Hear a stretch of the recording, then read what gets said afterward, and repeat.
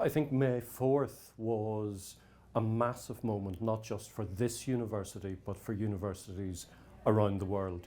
Universities are a place for dialogue, a place for diversity, a place for people to come together, but also a place for fun, for growing up. You know, it's a formative time for students.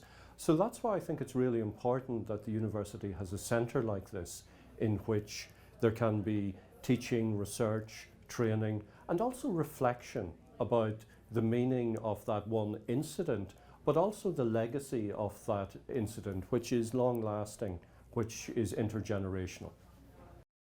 As an outsider, my impression was that May 4th was very much about the Vietnam War, but I actually didn't realise until this trip that the particular protest was about the extension of the war to Cambodia.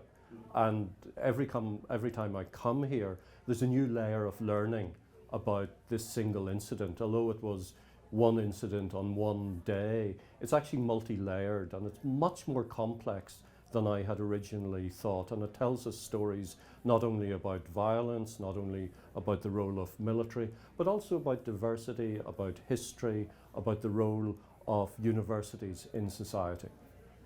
We live in a very precarious era. We live in an era in which the number and impact of wars is increasing.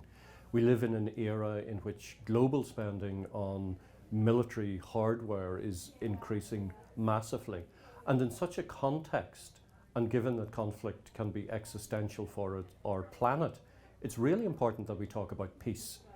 And in a way, peace has become slightly unpopular because it's easier to talk about war. And that's why we need schools like this one at Kent State and in other places to talk about peace and to do so loudly and on the basis of very solid research.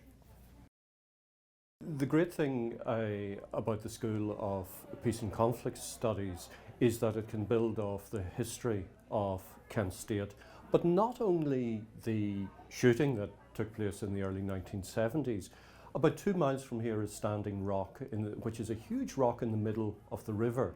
And that was part of a Native American trail. And that rock was a space of peace, a space of powwow and negotiation between Native American peoples. And it's magnificent when we think about it many centuries on, that we have this space on the university that is also somewhere that people can talk, where dialogue can happen in a respectful way, and there can be research, teaching and training on issues of peace and conflict, just as there was here several hundred years ago.